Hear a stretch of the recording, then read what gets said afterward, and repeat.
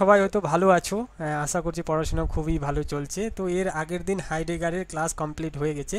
আজকে আমরা পড়ব সোরেন কিয়েরকেগার্ড। ইনি হচ্ছেন একজন এক্সিস্টেন্সিয়ালিস্ট ফিলসফার, মানে অস্তিত্ববাদ।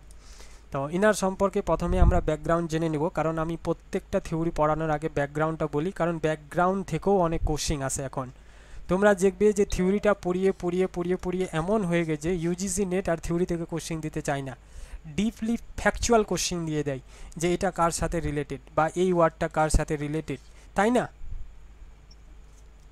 তো এই ধরনের কোশ্চিনগুলো কাউন্টার করার জন্য আমাদের ব্যাকগ্রাউন্ডটা জানতে হবে। তো ওনার নাম হচ্ছেন সোরেন কিয়েরকেগার্ড, তোমরা সবাই জানো। ওনার জন্ম হচ্ছে 1813 সালে 5ই মে। কোপেনহাগ জায়গা নামে একটা রয়েছে, যেটা হচ্ছে ডেনমার্ক। তারপরে ওনার মৃত্যু হয় 11ই নভেম্বর 1855 সালে। তো অনেক সময় পরীক্ষায় এটাও ধরে আসতে পারে পরীক্ষায় যে সিকোয়েন্স, তো সিকোয়েন্সটা অলরেডি তোমরা জানো। আর সিলেবাসে যে সিকোয়েন্সটা আছে ওটাই হচ্ছে ইম্পর্টেন্ট সিকোয়েন্স। তো সিলেবাসটা সবসময় চাইবে বা সবসময় নিজের সামনে রাখবে। প্রত্যেক সপ্তাহে সপ্তাহে কী করবে, সিলেবাসটা একটু দেখার চেষ্টা করবে যে কোন ফিলসফারের পর কোনটা আসে।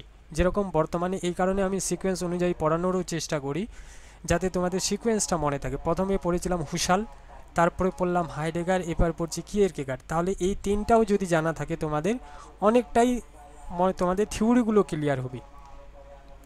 তো এবার ওনার ফ্যামিলি এবং আপব্রিঙ্গিং যে ব্যাপারটা আছে বা শৈশবকাল, সেই জিনিসটা দেখে নেব। বলছে হিজ ফাদার, তার ফাদার যে ছিলেন মাইকেল কিয়েরকেগার্ড। তো ইনার নিজের নাম ছিলেন সোরেন কিয়েরকেগার্ড, ওনার বাবার নাম ছিলেন Michael Kierkegaard. Was a deeply religious man influence by Lutheran pietism, মানে পাইটিজিয়াম, যেটাকে বাংলায় বলে পাইটিজিয়াম আর ইংলিশে বলে পেইটিজিয়াম। তাহলে উনার বাবাকে দেখেই কিন্তু আমরা অনেকটা জিনিস আমরা পেয়ে যাচ্ছি যে উনার বাবা কি ছিলেন। উনার বাবা ছিলেন একজন রিলিজিয়াস ম্যান, মানে ধর্মকে বেশি মানতেন, ধর্মের ব্যাপারে বেশি অত্যন্ত ছিলেন, ধার্মিক জিনিসটাকে বেশি মানতেন। তো উনার বাবা নর্মালি, মাইকেল যে কিয়েরকেগার্ড আছে, উনি যদি ধার্মিক হন, অত্যন্ত ধার্মিক ব্যাপারটা হন, তাহলে কিয়েরকেগার্ডও ধার্মিক হবেন কিনা? ফ্যামিলি থেকেই তো সব কিছু শিখে, তাই না? হ্যাঁ, ফ্যামিলি থেকে কি শিখে? হ্যাঁ, সব কিছু শিখি। কিন্তু উনার বাবার থেকেও ইনি একটু ডিফারেন্সভাবে কথা বলবেন।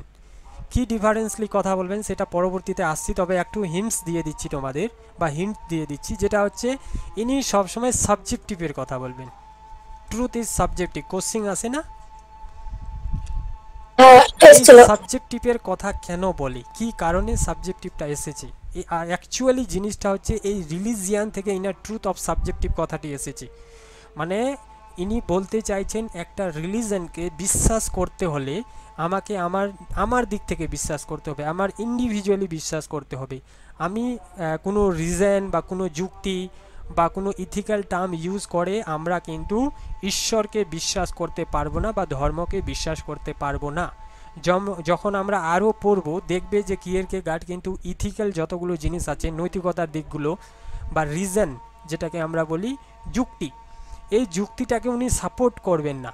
কিন্তু সাপোর্ট না করা সত্ত্বেও আমরা কি ভেবে নিই যে যুক্তি বা ইথিক্যাল জিনিসগুলো, যেগুলো রেশনাল বা ইথিক্যাল, এগুলোকে উনি ক্রিটিসিজম করেছেন। না, উনি কিন্তু ক্রিটিসিজম করেননি, তবে বলছেন কোনো একটা জিনিসকে বিশ্বাস করতে গেলে, কোনো একটা জিনিস মিন্স ধর্মটাকে বা গডকে, ধর্ম বা গডকে বিশ্বাস করতে গেলে আমাদের কি করতে হবে, এই যে যুক্তি আছে বা ইথিক্যাল ব্যাপারগুলো আছে, এগুলোর ঊর্ধ্বে যেতে হবে। মানে যখনই আমি কোনো গডকে বিশ্বাস করব বা কোনো ধর্মকে বিশ্বাস করব, সেই জায়গায় আমি কোনো যুক্তি লাগাবো না, সেই জায়গায় আমি কোনো নৈতিকতা ফলো করব না। ঠিক আছে, ক্লিয়ার হচ্ছে যে রিলিজিয়াসটা কেন উনি বেশি সাপোর্ট করার চেষ্টা করছেন? একবার বলো তো। উনার তো শিখছে। হ্যাঁ বলো বুলটিদি। উনার বাবা ধার্মিক ছিলেন বলে তো তার বাবা অনুসরণ করে তিনি ধার্মিক হয়েছেন। তো হ্যাঁ, তিনি লজিক্যালি, ইথিক্যালি কি কোনো ওই দিকটা জাননি। না না, উনার বাবার সম্পর্কে বেশি নেই, শুধু উনি এটাই বলেছিলেন যে উনার বাবা হচ্ছেন একজন ধার্মিক ব্যক্তি। তো উনার বাবাকে দেখেই কিন্তু এই সোরেন কিয়েরকেগার্ড ইনফ্লুয়েন্স হয়েছিলেন। ইনফ্লুয়েন্স হওয়ার সত্ত্বেও কিয়েরকেগার্ড কী করছে, কিয়েরকেগার্ড যে ধর্মটাকে যখন আমি বিশ্বাস করব বা কোনো একটা গডকে বা ঈশ্বরকে আমি বিশ্বাস করব, তখন কিন্তু সেখানে আমি কোনো যুক্তি লাগাবো না, মানে রিজন লাগাবো না, সেখানে কোনো ইথিক্যাল জিনিসগুলো ফলো করব না, অর্থাৎ নৈতিকতা ফলো করব না। তোমরা হয়তো বাইবেলে শুনেছো, বাইবেলে আর আমাদের কোরআনেও আছে যে ইব্রাহিম বা ইব্রাহাম নামে একজন ব্যক্তি, যিনি তার সন্তানকে কি বলবো ওটাকে, কুরবানি, কুরবানি বা আরেকটা ভাষায় যেটাকে বলে হত্যা করার জন্য, হত্যা তো বলবো না, গডের পরিস্বার্থে বা গডের জন্য বা ঈশ্বরের জন্য দিয়ে দেওয়া বা সমর্পণ করেছিল তিনি তার ছেলেকে। এই গল্পটা তোমরা জানো? হ্যাঁ। হ্যাঁ, একদিন হঠাৎ ঈশ্বর এসে আব্রাহামকে স্বপ্ন দেখালেন যে তোমার ছেলেকে আমাকে দিয়ে দিতে হবে, কুরবানি করতে হবে বা যেটাকে বলে সমর্পণ করে দিতে হবে। এই জিনিসটা কিন্তু এই কিয়েরকেগার তুলে ধরবেন যে উনি কিন্তু এই যে আব্রাহাম আছে, আব্রাহাম কি করলো, কোনো এখানে যুক্তি ফলো করলো না, কোনো ইথিক্যাল ফলো করলো না। নিজের ছেলেকে হত্যা করা মানে কি পাপ করা না? নৈতিক দিকগুলোকে ফলো করা হলো কি হ্যাঁ। না? ফলো করা হলো না। তাহলে এখানে কোনো উনি যুক্তিও লাগাননি যে আমি আমার ছেলেকে যদি আমি হত্যা করে দিই তাহলে আমার কি হবে, আমি কেনই বা হত্যা করব, কেন বা ঈশ্বরের সমর্পণে দিয়ে দিব। ইনি বলছেন যে ঈশ্বর এসেছে, ঈশ্বরকে আমি ব্লাইন্ডলি কি করি, বিশ্বাস করি, সুতরাং ঈশ্বরের সমর্পণে আমার ছেলেকে আমি দিয়ে দিব। এই গল্পটা আছে, তোমাদের বলবো পুরো ডিপলি, এখন শুধু হালকা জেনে রাখো। This early environment instilled in Soren a strong sense guilt sin and divine accountability। বলছে এই পরিবেশে বড় হওয়ার ফলে কিয়েরকেগার্ডের মধ্যেও গুনাহ, পাপবোধ ও ঈশ্বরীয় যাবতীয় যে গভীরভাবে গেঁথে যায়। তাহলে উনার বাবা যেহেতু ধার্মিক বিশ্বাসী ছিলেন, মানে ধর্মে কি কি আছে, পাপ পুণ্যের ব্যাপারটা আছে, গুনাহের ব্যাপারটা আছে, পাপের ব্যাপারটা আছে, বা ঈশ্বরের যে সমর্পণে রয়েছে, সব কিছু গভীরভাবে প্রভাব ফেলেছিল। কার উপর প্রভাব ফেলেছিল? কিয়েরকেগার্ডের উপর। হ্যাঁ, এটা কিন্তু মনে রাখবি। বলছে his philosophical focus on subjectivity. তাহলে ইনি পুরোপুরি কিসের উপর ফোকাস করলেন? সাবজেক্টিভিটি, ব্যক্তি সত্তার উপর। এনজাইটির উপর, ফেইথের উপর। এনজাইটি মানে উদ্বেগ, ফেইথ মানে বিশ্বাস বা ইমান, ইমান বা বিশ্বাস। Is rooted in this personal religious upbringing. তাহলে উনি কিন্তু ফলো করলেন প্রথমে সাবজেক্টিভের ক্ষেত্রে, তারপরে অ্যাংজাইটি অ্যান্ড ফেথ। এই তিনটা উনি খুবই ইম্পর্ট্যান্ট জায়গা। এই তিনটা নিয়ে আমরা পুরো ডিসকাস করব আরও।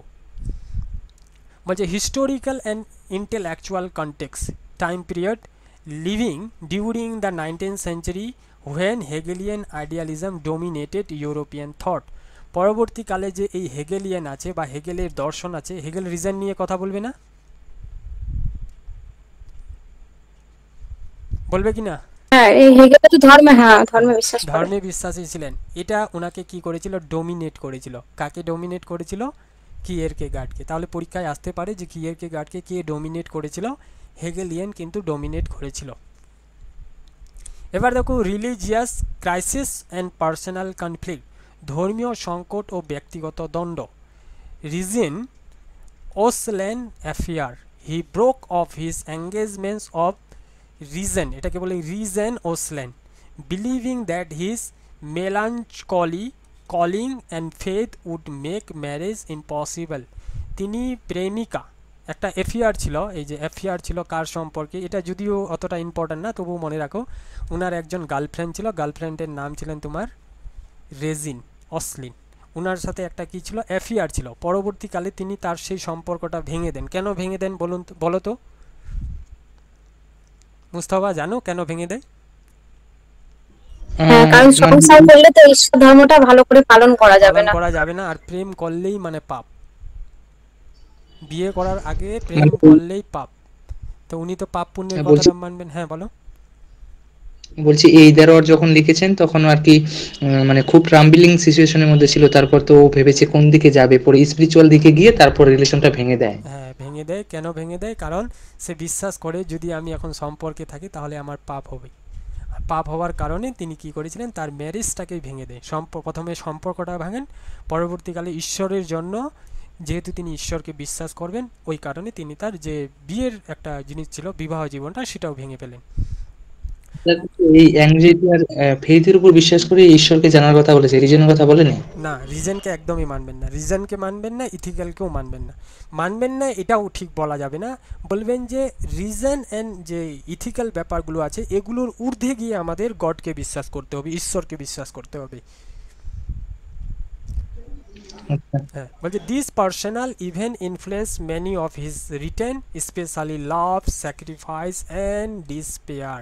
বলছে এই ঘটনা তার লেখায় গভীরভাবে প্রভাব ফেলে, বিশেষত তার প্রেম, আত্মস্বর্গ এবং হতাশার বিষয়গুলোতে।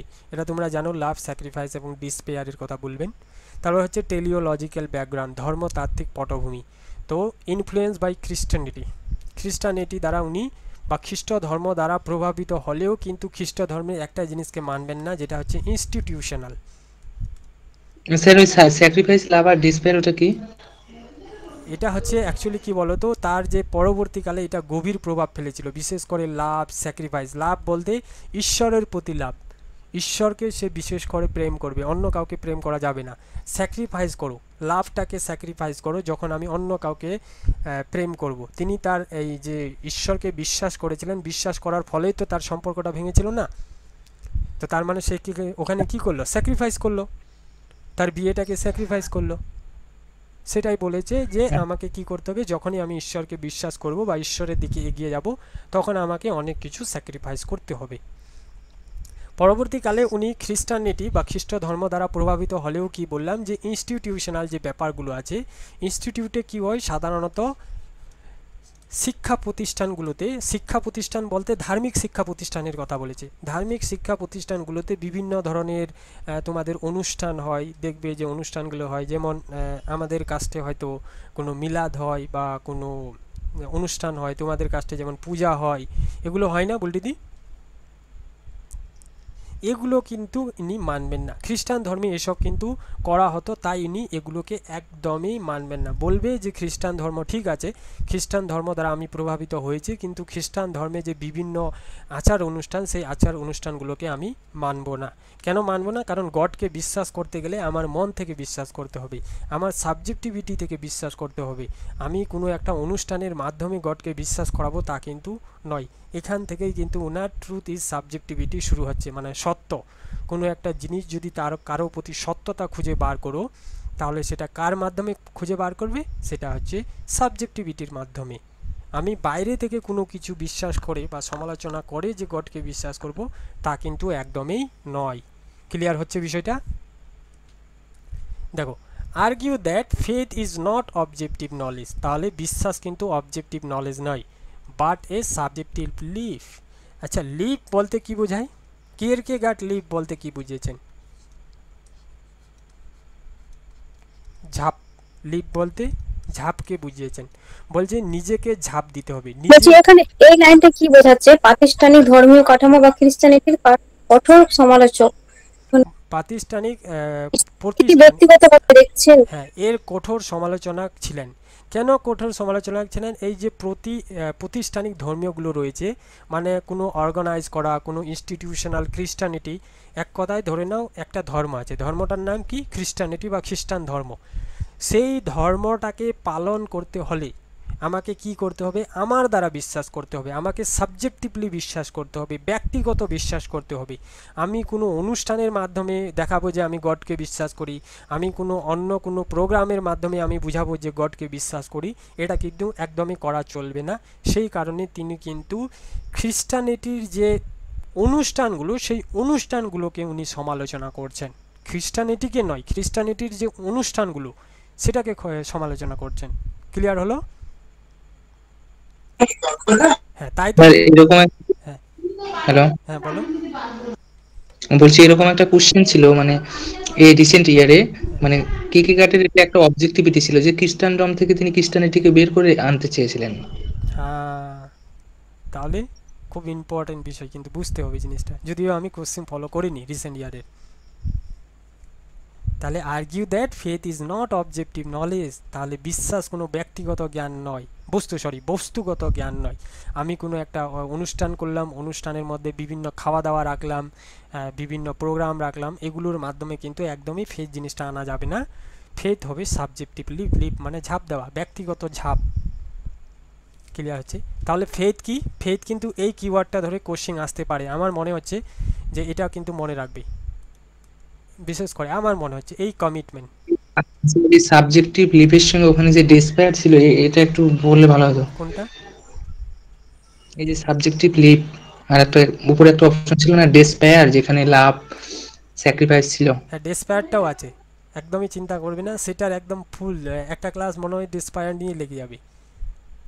ঠিক আছে, আমি ভাবছি যে এড়িয়ে যাচ্ছে। আমি আমি কোনো এড়িয়ে যাব না, সব কিছু একদমই। আমি ভাবছি যে কিয়েরকেগার্ড মানে এখানেই ফার্স্ট, এখানে লাস্ট, আর কোথাও যাতে দেখতে না হয়। আমি অ্যাকচুয়ালি এই যে লিপ আছে, লিপ নিয়েও আমি তোমাদের একটা ক্লাস হয়তো লাগতেও পারে। এটার সাথে আমি রেখেছি প্লাস তোমাদের রাখবো ফেথ, বিশ্বাস, এটাও রাখবো। ফেথের সাথে আবার রাখবো তোমার সাবজেক্টিভিটি, ট্রুথ ইজ সাবজেক্টিভিটি কেন বলছেন, এটা রাখবো। এটার সাথে রাখবো ডেসপিয়ার, এটাও রাখবো, সবটাই রাখবো, কোনো স্কিপ করা হবে না। আজকে যেহেতু ইন্ট্রোডাকশন ক্লাস, সেই কারণে উপরে উপরেই যাচ্ছি, অতটা ইম্পর্ট্যান্ট নেই, কিন্তু এগুলো জিনিস জানা দরকার। তাহলে ফেথ কি? ফেথ হচ্ছে প্যাশন, তোমার প্যাশন, তোমার কমিটমেন্ট, তোমার ইনওয়ার্ড ট্রুথ, তুমি নিজে থেকে যে অন্তঃসত্ত্বার যে সত্যতা, সেই জিনিসটার কথা বলেছি। নট এক্সটার্নাল লজিক, তাহলে কোনো যুক্তি নয়, যেটা আমি তোমাদের শুরুতে বলেছিলাম। কোনো রিজনকে মানবেন না, কোনো ইথিক্যাল জিনিসটাকে মানবেন না, কোনো যুক্তি জিনিসটাকেও মানবেন না।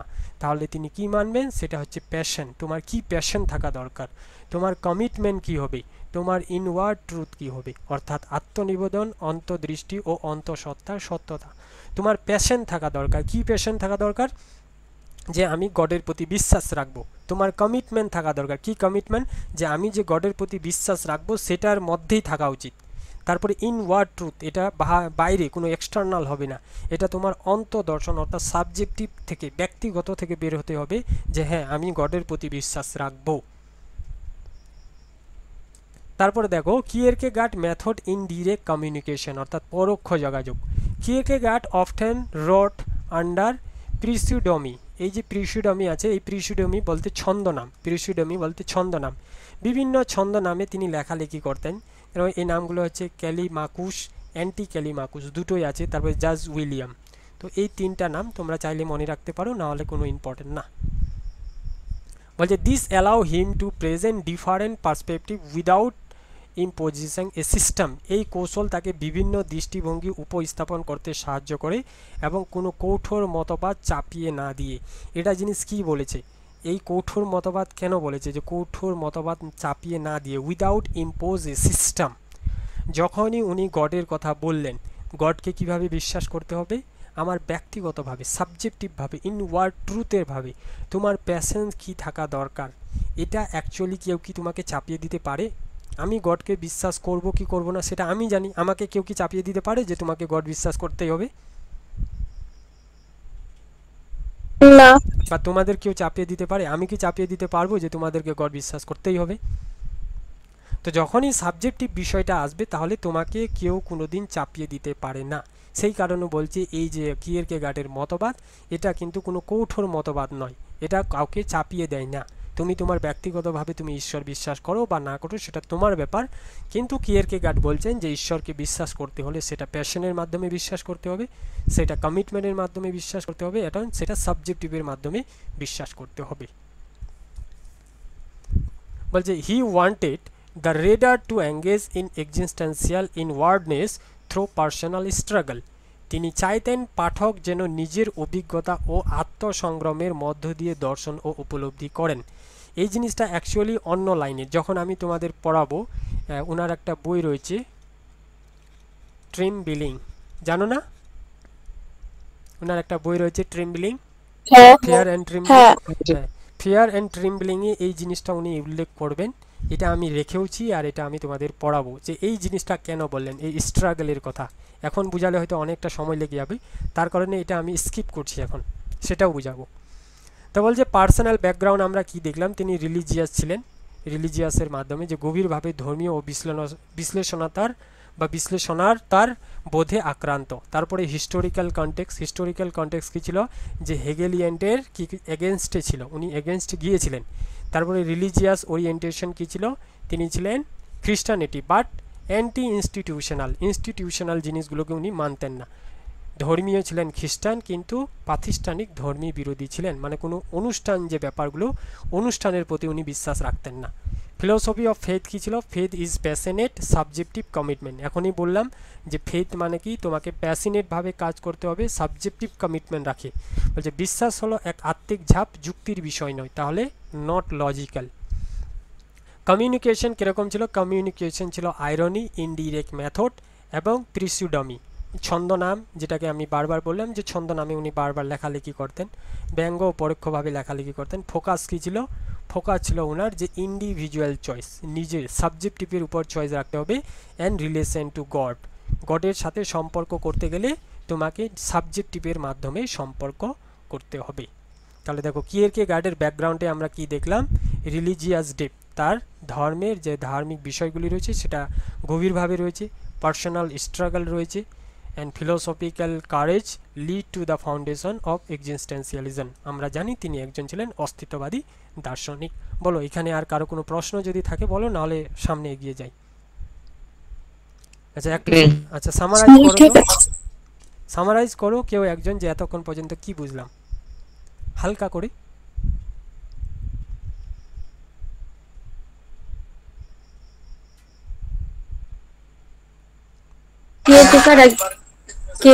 কিয়েরকেগার্ড একজন অস্তিত্ববাদী দার্শনিক ছিলেন, আর তিনি ধর্মের প্রতি বেশি গুরুত্ব দিয়েছিলেন। এথিক্যাল আর রিজনকে তিনি সেরকম গুরুত্ব দেননি। যেহেতু তার বাবা ধার্মিক ছিলেন, সেই দিক থেকে তিনি বাবার দ্বারা কিছুটা প্রভাবিত হয়েছিলেন, আর নিজেও মানে ধর্মের প্রতি বেশি আগ্রহী ছিলেন। তবে তিনি প্রাতিষ্ঠানিক ধর্মে যেমন অনুষ্ঠান হিসাবে বিশ্বাসী ছিলেন না, তিনি সাবজেক্টিভ মানে ব্যক্তিগতভাবে ধর্মের প্রতি বেশি আগ্রহী ছিলেন। বাহ, ভেরি গুড। এই তো এটাই তো কনসেপ্ট, আর কিছু নেই।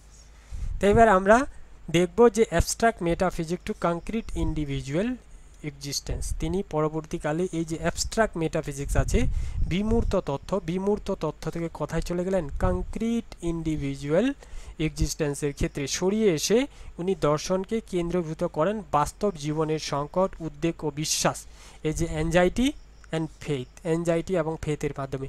যখন আমি তোমাদের অ্যাংজাইটিটা বুঝাবো, সেই জিনিসটা খুব ইম্পর্ট্যান্ট লাগে। উনি তো বেশি করে ফেথের উপর বিশ্বাস করেছেন না? স্যার এখানে অ্যাবস্ট্রাক্ট মেটাফিজিক্স বলতে কি ইউনিভার্সালকে বোঝাচ্ছে না? না না, ইউনিভার্সাল জিনিসগুলো তো মানবেন না, উনি তো সাবজেক্টিভকে মানবেন। সেটা তো বলছি, মানে এটা অ্যাবস্ট্রাক্ট মেটাফিজিক্স থেকে তো শিফট করতে কংক্রিট ইন্ডিভিজুয়াল, ওটাই বলছি।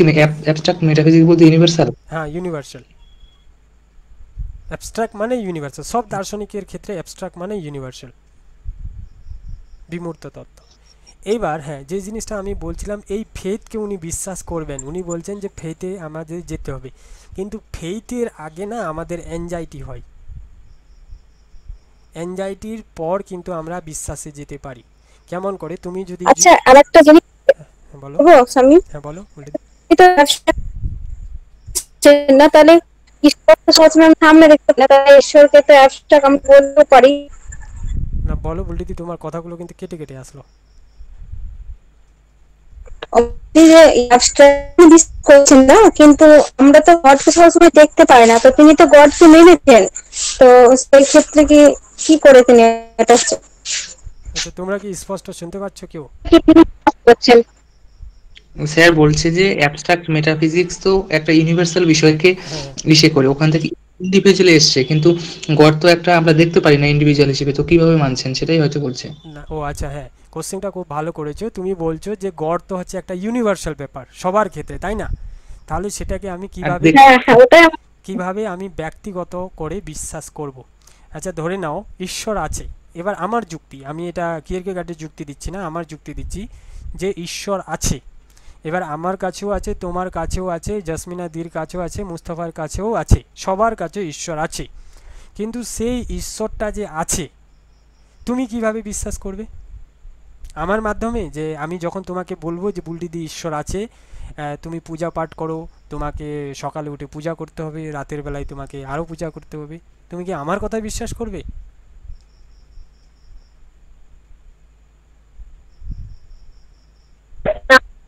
না। এবার মুস্তফাকে যদি বলি যে তুমি আমার কথা শুনে এখন তুমি নামাজ পড়ো, কালকে মসজিদে যাবে, বিশ্বাস করবে? না। না। তোমার এটা পার্সোনাল, একদম সাবজেক্টিভ। কিয়েরকেগার্ড কিন্তু এই কথাটাই তুলে ধরেছেন, যদিও বলেননি, কিন্তু উনি যুক্তির মাধ্যমে এটাই বোঝানোর চেষ্টা করেছেন যে গডকে যদি বুঝতে হয় তাহলে আমাকে বিশ্বাস রাখতে হবে, সেখানে কোনো যুক্তি রাখা যাবে না, সেখানে কোনো তোমার ইথিক্যাল বা বিশ্বাস, ইথিক্যাল যেটা বলবো, ইথিক্যাল বলতে নৈতিক দিকগুলো, নৈতিক দিক ফলো করলেও কিন্তু করা যাবে না। আমরা জানি যে সব কিছু কাজ করা কিন্তু নৈতিকভাবে ভালো, কিন্তু কিয়েরকেগার্ড বলবেন যে নৈতিক জিনিসগুলো ফলো করলে আমরা কিন্তু গডকে পাবো না, গডের প্রতি বিশ্বাস থাকবে না। কেমন করে? এবার নীতি নিয়ম অনুযায়ী যদি আমরা ভাবি, অনেক লম্বা ক্লাস হয়ে যাবে, কিন্তু আমি যদি নৈতিক নিয়ম অনুযায়ী ভাবি যে আসলে কি গড আছে, আমি চিন্তা করলাম গড আছে, তখন কিন্তু আমার নৈতিক কি কাজ করছে, মানে আমার বিবেক কাজ করছে যে নাও তো থাকতে পারে। তাহলে তুমি গডের প্রতি কিভাবে বিশ্বাস রাখবে? ওই জন্য বলছে যে কোনো যুক্তি লাগানো যাবে না, কোনো নৈতিক জিনিসগুলো ফলো করা যাবে না, তোমাকে এক কথায় কি করতে হবে, লাভ দিতে হবে। এই যে leap of faith, leap of faith মানে বিশ্বাসের মধ্যে তোমাকে একবারে ডিরেক্ট ঝাঁপ দিতে হবে। কিন্তু এই বিশ্বাসের মতে ঝাঁপ দেওয়ার আগে তোমার চলে আসবে অ্যাংজাইটি বিষয়টা, যেটা এখনই আমি তোমাদের বলছিলাম। লিভ অফ ফেথে ঝাঁপ দেওয়ার আগে তোমার অ্যাংজাইটির বিষয়টা আসবে। যখন অ্যাংজাইটিটা পড়াবো খুব ভালো করে একদম আলোচনা করে দেব। তো বলো, এবার ক্লিয়ার হলো? লিপ অফ ফেজের আগে কি আসবে? অ্যাংজাইটি। অ্যাংজাইটি, হ্যাঁ অ্যাংজাইটি আসবে। আমরা তো ডিরেক্ট একবারে কোনো জিনিসে বিশ্বাস করতে পারি না। অ্যাংজাইটি মানে কি বলো তো? উদ্বিগ্ন। উদ্বেগ। উদ্বেগ নেওয়া, উদ্বেগ বা উদ্বেগ। আমি ধরে নাও যে গডের প্রতি বিশ্বাস রাখবো বা বিশ্বাস করব, তো বিশ্বাস করার আগে আমাকে কি করতে হবে, একটা উদ্বেগ নিতে হবে না যে আমি গডের প্রতি বিশ্বাস করব। ধরে নাও তুমি এখন কি করতে যাচ্ছ, কালকে সকালে উঠে বিরিয়ানি রান্না করতে চাচ্ছ, কিন্তু বিরিয়ানি রান্না করার আগে তোমাকে তো উদ্যোগ নিতে হবে। তোমাকে কি কি জোগাড় করতে হবে? চাল জোগাড় করতে হবে, তোমাকে মশলা জোগাড় করতে হবে, তোমাকে একটা জল দেয় কি কেওড়া জল না, কি জল বলে ওটা, ওই জলটা জোগাড় করতে হবে। তো এতগুলো জিনিস তোমাকে উদ্যোগ নিতে হবে জোগাড় করার জন্য। ঠিক একইভাবে বিশ্বাসকে আমাদের বা বিশ্বাসে যেতে হলে আমাদের কিছু অ্যাংজাইটি আসবে। কি কি অ্যাংজাইটি? যে আমি যদি নিজে থেকে শুধুমাত্র গডকে বিশ্বাস করি তাহলে অন্যান্য মানুষগুলো কি বলবে। আমি যদি সেখানে যুক্তি না লাগাই, কোনো রিজন না লাগাই, কোনো নৈতিক জিনিসগুলো ফলো না করি, তাহলে অন্যান্য মানুষগুলো কি ভাববে। এটা একটা অ্যাংজাইটি, এটার কথা উনি বলবেন। বুঝতে পারছো জিনিসটা? মানে পরে তিনি রিজাইনের থেকে যাবেন তাহলে? না, রিজনকে ক্রিটিসাইজ করবে না, আমি এটাও বলছি রিজনকে একদমই ক্রিটিসাইজ করবে না, কিন্তু বলছে রিজনের ঊর্ধ্বে যেতে হবে, মানে রিজনকে নিচে রাখবো। আমি বলছি না যে রিজনকে একবারে বাদ দেবো, রিজনকে রাখবো, কিন্তু আমাকে প্রথমে টার্গেট করতে হবে রিজনের উপরে। আর রিজনের উপরে কি? ফেইথ, বিশ্বাস, সেটার মধ্যে লাভ দিব। ধরে নাও, এবার আমি তোমাদের একটা চিত্র দিচ্ছি, চিত্রের মাধ্যমে বোঝানোর চেষ্টা করছি। এটা হচ্ছে তোমার রিজন, আর এটা হচ্ছে তোমার হচ্ছে ইথিক্যাল, আর এখানে তোমার রয়েছে অ্যাংজাইটি, আর এখানে রয়েছে faith, leap of faith, leap of faith. তাহলে এই জায়গায় যেতে হলে উনি কি বলবেন, একবারে লাভ দাও, রিজন এবং ইথিক্যালটাকে বাদেই দাও, একবারে লাভ দিয়ে ঝাঁপ দিয়ে, লিভ মানে ঝাঁপ, মানে অ্যাংজাইটি থেকে ঝাঁপ দিয়ে আমরা কোথায় চলে যাব, বিশ্বাসে। মাঝখানে যে রিজন অ্যান্ড ইথিক্যাল আছে এই দুটো জিনিসকে বাদ দিব। এবার ক্লিয়ার হলো?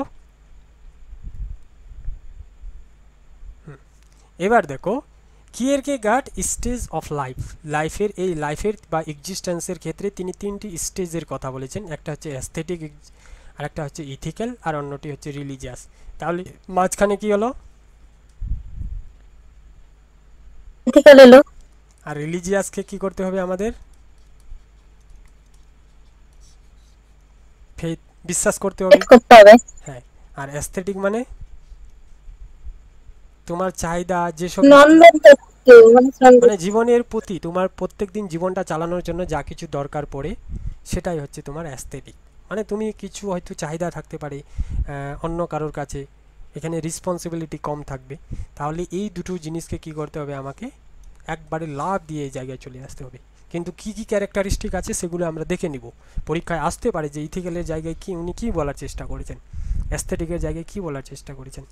তাহলে দেখো, central idea, Kierkegaard believe that human life unfold in stage, তিনটি ফোল্ডের মাধ্যমে বা তিনটি বিভিন্ন স্তরে বা তিনটি স্তরে কি করেছেন, ভাগ করার চেষ্টা করেছেন।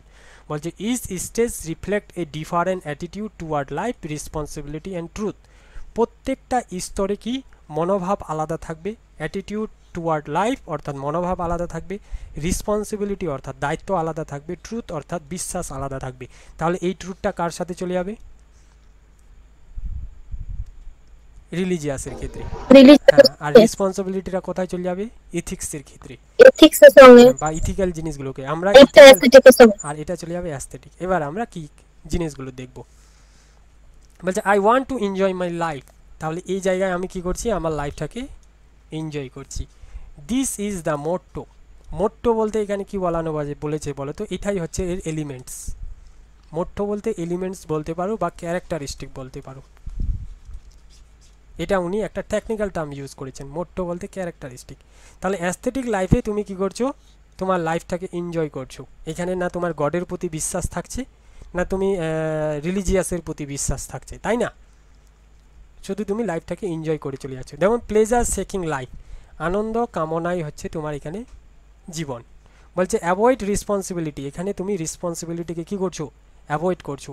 আইরনি, বোরেন্ডম অ্যান্ড ইমোশনাল ডিঅ্যাটাচমেন্ট, বলছে যে এড়িয়ে চলা, কি চলা? এড়িয়ে চলা রেসপন্সিবিলিটি। তোমার যে দায়িত্ব আছে সেটাকে রেসপন্সিবিলিটি, তোমার দায়িত্বটাকে এড়িয়ে চলা।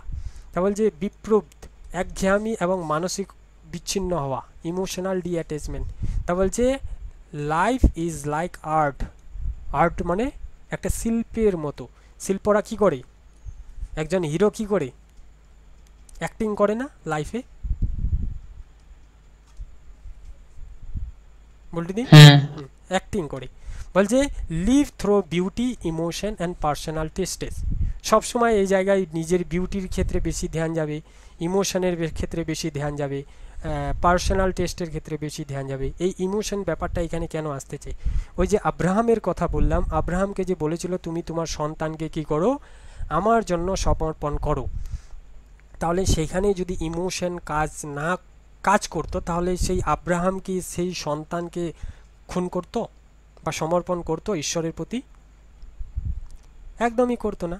তার মানে যে এখানে ইমোশন দেখাবে, ধর্মের ক্ষেত্রে ইমোশন দেখাবে, সেটা কিন্তু একদমই চলবে না। সেই কারণে ইনি বলছেন এগুলো হচ্ছে অ্যাস্থেটিক লাইফের মধ্যে পড়ে। এবার আমরা চলে যাব যে প্রবলেমটা কি, এই জায়গায় কি প্রবলেম হচ্ছে। বলছে ইভেনচুয়ালি লিড ব্যারেন্ডম, মানে একঘেয়ামি and despair, because pleasure is not lasting. সুখ বেশি দিনের মধ্যে, বেশি দিন ধরে থাকে না, চিরস্থায়ী থাকে না। এই যে সুখটা, pleasure seeking life, avoiding responsibility, এই প্লেজারটা কিন্তু এখানে বেশি দিন থাকবে না। কেন থাকবে না? কারণ এখানে তোমার ফেথ নাই, তাই না? বিশ্বাসটা নাই, তাই এটা বেশি দিন কিন্তু থাকবে না। এক্ষেত্রে তোমাকে ট্র্যাপ করা হচ্ছে। অ্যাস্থেটিক লাইফে একজন পার্সনকে ট্র্যাপ করা হচ্ছে মিনিংলেস জায়গায়। আর এই জিনিসটা উল্লেখ রয়েছে কিয়েরকেগার্ডের আইদার অর নামক একটি গ্রন্থে। খুব ইম্পর্টেন্ট বিষয়। এই যে তিনটা স্টেপের কথা বলেছে, তিনটা স্টেজের কথা যে বলেছে, অ্যাস্থেটিক, সেকেন্ডটা হচ্ছে ইথিক্যাল, অ্যান্ড 3 নম্বরটি হচ্ছে রিলিজিয়াস। এটি তার কোন গ্রন্থে আলোচনা করা হয়েছে? আইদার অর গ্রন্থে। ঠিক আছে, হ্যাঁ এবার আমরা চলে যাব ইথিক্যাল স্টেজ। তাহলে ইথিক্যাল স্টেজে কি বলছে? The must take responsibility for my action. আমি আমার ক্রিয়ার ক্ষেত্রে বা আমার দায়িত্ববোধ কি করব? রাখবো। যে কোনো কাজের ক্ষেত্রে, অ্যাকশন বলতে ক্রিয়া বা কাজ, যে কোনো ক্রিয়া বা আমার কাজের জন্য আমি রেসপন্সিবিলিটি রাখবো। বলছে এই স্তরে ব্যক্তি নৈতিক দায়িত্ব গ্রহণ করে। This is the motto. Motto বলতে কি বললাম? ক্যারেক্টারিস্টিক বা এলিমেন্টস। তাহলে মোট্টো বলতে এলিমেন্টস, তাহলে এটা হচ্ছে এর ক্যারেক্টারিস্টিক বা এলিমেন্টস। এবার কি ফিচার্সগুলো কি কি? ফোকাস ডিউটি, এখানে তুমি ডিউটি ফোকাস করবে, যেহেতু ইথিক্যাল ব্যাপারটা আছে। এখানে তুমি কমিটমেন্ট করবে, এখানে তোমার মোরাল চয়েস হবে। তাহলে দেখো, আমি যখন তোমাদের শুরুতেই বলেছিলাম ফেথ জিনিসটাতে যেতে হলে, ফেথ মানে কি? প্যাশনেট বা প্যাশন, তারপরে কমিটমেন্ট, তারপরে হচ্ছে এই দুটো জিনিস। এই দুটো জিনিসের মাধ্যমে আমি ফেথে যেতে পারবো, মানে ফেথ বলতে এটা। তাহলে কমিটমেন্ট এখানে আসছে না? হ্যাঁ তাহলে এবার তোমাদের মনে প্রশ্ন আমি তো হবে, কমিটমেন্ট বলতে কোনো একটা জিনিসকে আমি কি বলবো? কমিটমেন্ট দেওয়া। অ্যাকচুয়ালি বাংলাটা এটা আমার জানা নেই। কমিটমেন্ট করি না যে আমি এই কাজটা করে দিব। মানে কমিটমেন্ট বলতে এখন মনে পড়ছে না, জানি ঠিক মনে পড়ছে। প্রতিশ্রুতি দেওয়া, হ্যাঁ, প্রতিশ্রুতি প্রতিশ্রুতি। দেওয়া, হ্যাঁ প্রতিশ্রুতি দেওয়া যে আমি এটা করবই। তা বলছে সেলফ ডিসিপ্লাইন অ্যান্ড রেসপন্সিবিলিটি, এখানে তোমার সেলফ ডিসিপ্লিন থাকবে, অর্থাৎ নৈতিক যে কর্মগুলো করবে সেটার ক্ষেত্রে ডিসিপ্লিন থাকবে এবং রেসপন্সিবিলিটি থাকবে। তবে হ্যাঁ, life is seen as a task of fulfil, এখানে তোমার কিন্তু টাস্ক যেটা আছে এটা কিন্তু ফুলফিল হবে না, নট ফুলফিল হওয়া দরকার, সরি এখানে ফুলফিল হয়ে গেছে, এটা একটু কারেক্ট করে নিও, নট ফুলফিল। এখানে লিখবে life is seen as a not task two fulfil, এখানে তোমার জীবনটা যে আছে ফুলফিল হবে না। কেন হবে না? আমার দরকার আছে ফেইতে যাওয়া, ট্রুতে যাওয়া। তো যতক্ষণ পর্যন্ত না আমি সবগুলো জিনিস মেনে এটার ঊর্ধ্বে যাচ্ছি ততক্ষণ পর্যন্ত আমি ফেতে যেতে পারছি না, সুতরাং এই জায়গায় কিন্তু ফুলফিল হচ্ছে না।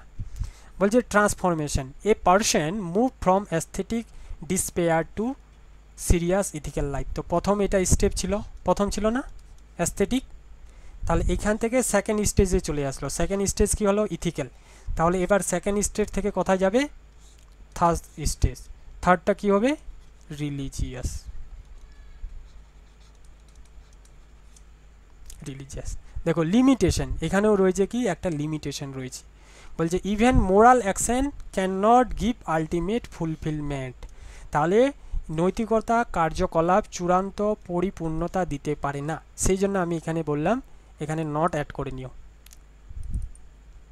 মনে থাকবে তো? পরে আবার বলবে জানেন, হ্যাঁ যে বল, এই জন্য বললাম এখানে নট অ্যাড করে নিও, যে নট ফুলফিল, এখানে ফুলফিল তোমার ইয়ে দিতে পারবে না, পরিপূর্ণতা দিতে পারবে না, পরিপূর্ণ একমাত্র ফুলফিল দিতে পারে এই রিলিজিয়াসের জায়গায়।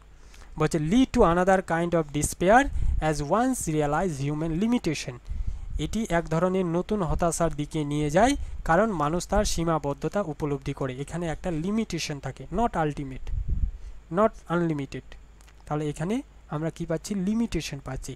তারপরে এবার আমরা চলে যাব রিলিজিয়াস স্টেজে, এতক্ষণ পর্যন্ত দুটো পড়লাম, এবার হচ্ছে religious stage. I surrender to god with faith, তাহলে আমি কি করব? গডের প্রতি সারেন্ডার করে দেব, কিসের মাধ্যমে? বিশ্বাসের মাধ্যমে, মানে আমি বিশ্বাস করে আমি নিজেকে কি করব? গডের প্রতি সমর্পণ করে দেব। দিস ইজ দ্য মোট্টো, মোট্টো মানে ক্যারেক্টারিস্টিক বা এলিমেন্টস। কি ফিচার কি? Deep subjective relationship with god, তাহলে এই রিলিজিয়াস জায়গায় যদি তুমি একবার নিজেকে সারেন্ডার করে দাও তাহলে তোমার গডের সাথে কেমন সম্পর্ক হবে? ডিপ আত্মিক সম্পর্ক তৈরি হবে, বলছে ঈশ্বরের সঙ্গে গভীর আত্মিক সম্পর্ক তৈরি হবে। ইনভলভস কি কি থাকবে? প্যাশন থাকবে, প্যারাডক্স থাকবে, হ্যাঁ প্যারাডক্স নিয়েও একটা ক্লাস হয়ে যাবে, এটাও রেখেছি, তবে এমনভাবে রেখেছি যে অতটা দেখার দরকার নেই, জাস্ট কিছুটা পয়েন্টের মাধ্যমে এই প্যারাডক্সটা ক্লিয়ার হয়ে যাবে। প্যারাডক্স মানে বিপরীতার্থকতা, এই প্যারাডক্স কথাটি উনি কেন ইউজ করেছেন বা বিপরীতার্থকতা কেন ইউজ করেছেন? যখনই আমি গডের প্রতি বিশ্বাস রাখবো তার মানে আমি সাবজেক্টিভের প্রতি বিশ্বাস রাখছি, মানে সাবজেক্টিভের মাধ্যমে আমি গডকে বিশ্বাস রাখছি, তাহলে অবজেক্টিভ জিনিসগুলোর বিপরীতে যাচ্ছি না আমি? হ্যাঁ, তো প্যারাডক্সে গিয়ে উনি অবজেক্টিভের কথা বলবেন, যে প্যারাডক্সে আমাদের অবজেক্টিভকে বাদ দিতে হবে, তো সেটা পরে আসছে, এখন শুধু মনে রাখো প্যারাডক্স মানে বিপরীতার্থকতা, অর্থাৎ অবজেক্টিভকে বাদ দেওয়ার কথা বলছেন এখানে। এবং বিশ্বাসের ঝাঁপ, সেটা হচ্ছে leap of faith and the leap of faith, তাহলে আমরা কি করলাম? এই দুটো স্তরকে কি করব? বাদ দিব, বাদ তো না, মানে কি করব? ঝাঁপিয়ে যাব, ঝাঁপিয়ে গিয়ে কোথায় চলে যাব? রিলিজিয়াসে চলে যাব। তারপর যে গোজ বিয়ন্ড রিজন অ্যান্ড ইথিক্স, তাহলে এখানে আমাদের কি করতে হবে? ইথিক্স এবং রিজনটাকে অতিকর্ম করতে হবে, যেটা আমি শুরুতেই বলেছিলাম যে রিজন এবং ইথিক্সটাকে উনি মানবেন না বা ইথিক্যাল টার্মগুলোকে উনি মানবেন না। বলো। তিনি তো বলছেন ওইখানে সবকিছু মানে পাওয়া যাবে না এথিক্সে আর ওই তো অ্যাস্থেটিক স্তরে, তার জন্য তিনি রিলিজিয়াস স্তরে আসবে, দুটো পার করে। হ্যাঁ, এই দুটো পার করি। এবার ক্যারেক্টারিস্টিক কি? Acceptance of the absurd and paradoxical, paradoxical কি করতে হবে? মানতে হবে। কেন? কারণ এদিকে থাকছে অবজেক্টিভ, অবজেক্টিভটাকে বাদ দিয়ে কিটা মানবো? সাবজেক্টিভ, মানে বিপরীতার্থ, এই অবজেক্টের বিপরীতার্থ হলো সাবজেক্টিভ, সেই সাবজেক্টিভটাকে মানতে হবে। Nature of divine truth, the highest from the inwardness, এটাই হচ্ছে সব থেকে হাইয়েস্ট। কোনটা? এই রিলিজিয়াসটা, রিলিজিয়াস স্টেটটা। বলছে ফেথ নট রিজন, ফেথ তার মানে রিজন নয়, become the foundations of life, তারপরে আর কথায় চলে গেলাম আমরা, যুক্তি। যুক্তি নয়, বিশ্বাস জীবনের হচ্ছে ভিত্তি গড়ে ওঠা। Example, Abraham sacrificing Isahak. ওই যে তার ছেলেটা ছিল, তার ছেলেটার নাম ছিল ইসাহাক। ফিয়ার অ্যান্ড ট্রাম্বলিং, যেটার কথা বলেছিলাম, এই আব্রাহামের ঘটনা কিন্তু তিনি এই ফিয়ার অ্যান্ড ট্রাম্বলিংয়ে গিয়ে বলেছেন। হি move beyond ethics into absolute relation to god. তিনি কি করেছেন, এই যে ইথিক্সটা আছে, ইথিক্সের বিয়ন্ডে গিয়ে, মানে নৈতিকতাকে ছাড়িয়ে ঈশ্বরের সাথে ব্যক্তিগত সম্পর্ক প্রবেশ করেন। তারপরে স্টেজ 3টে দেখলাম কি কি, অ্যাস্থেটিক, ইথিক্যাল অ্যান্ড রিলিজিয়াস। অ্যাস্থেটিকে কি করে, মানুষ নিজের প্লেজার বা সুখের কথা সবসময় ভাবে। ইথিক্সে কি করে, মোরালিটি অ্যান্ড রেসপন্সিবিলিটি ফলো করে। রিলিজিয়াসে গডের প্রতি নিজেকে সমর্পণ করে ফেলে।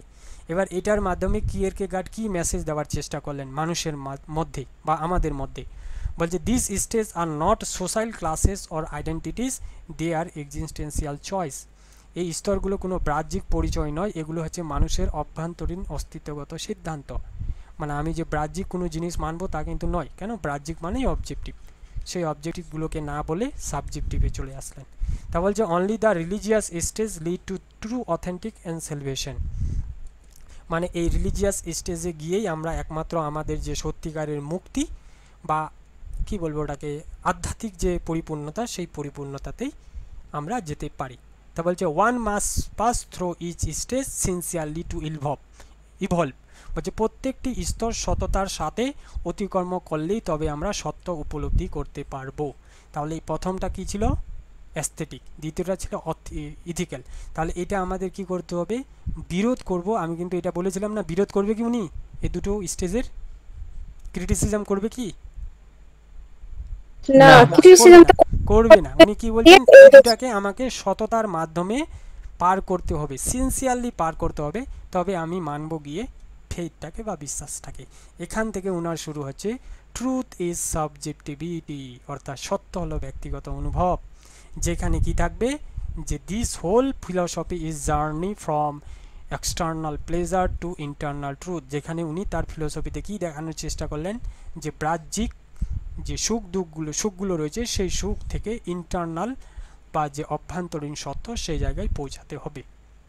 তা বলো, এর পরের দিন আমরা আরও এগিয়ে যাব। বলো, আজকে ক্লিয়ার হলো? শেষের লাইনটা বলতে পারবো? মানে এতক্ষণ যে আমরা যেটা বুঝলাম, ওখানে উনি কি বলছেন, যে আমাদের যে বাহ্যিক সুখগুলো, মানে অ্যাস্থেটিক যে স্টেজটা রয়েছে, সেই স্টেজে যে আমরা সুখের কামনা করেছিলাম, সেই সুখ থেকে আমরা কিভাবে রিলিজিয়াসে যাব, অর্থাৎ ইন্টারনাল ট্রুথের ক্ষেত্রে আমরা যাব। এটাই হচ্ছে ওনার ফিলসফি, এখান থেকেই শুরু। আর এখান থেকেই ওনার ট্রুথ ইজ সাবজেক্টিভিটি শুরু। তো অ্যাকচুয়ালি আমরা সবসময় এটাই জানি যে কিয়েরকেগার্ড ট্রুথ ইজ সাবজেক্টিভিটি বলেছেন, কিন্তু কেন বলেছেন সেটাও জানি, কিন্তু আসলো কিভাবে সেই জিনিসটা কি জানতাম?